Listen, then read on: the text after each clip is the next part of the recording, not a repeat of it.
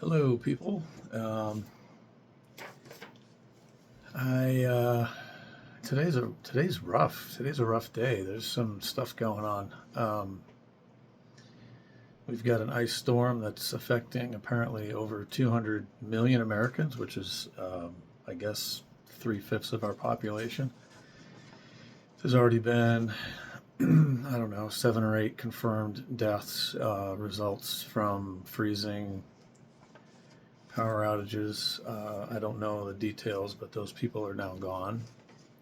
Um, and there's things happening in our world, in our country, that are scary, concerning, violent. Some of it is definitely not lawful.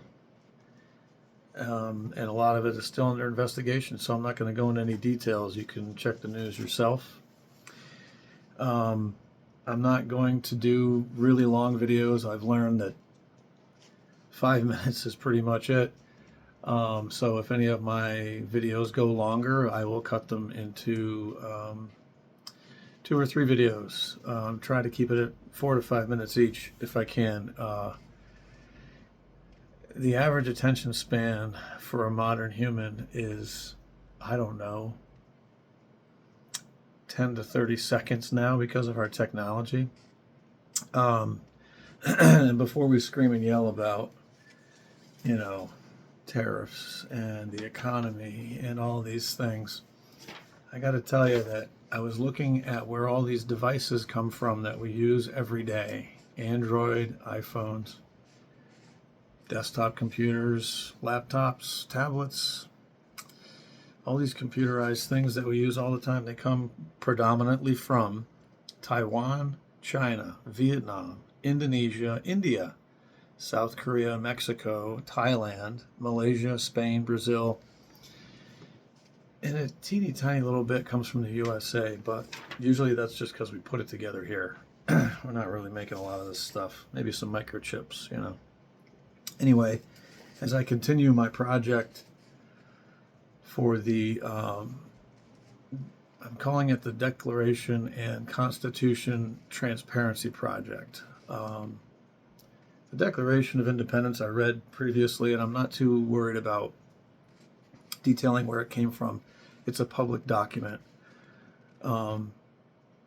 This copy of our Constitution and amendments I found online at the National Constitution Center, or NCC, which is an independent, nonpartisan, nonprofit organization that was established in 1988 under the Constitution Heritage Act. The center's mission is to increase awareness and understanding of the Constitution, the Constitution's history, and its relevance to people's daily lives. And that's www.constitutioncenter.org, and it is in Philadelphia, Pennsylvania.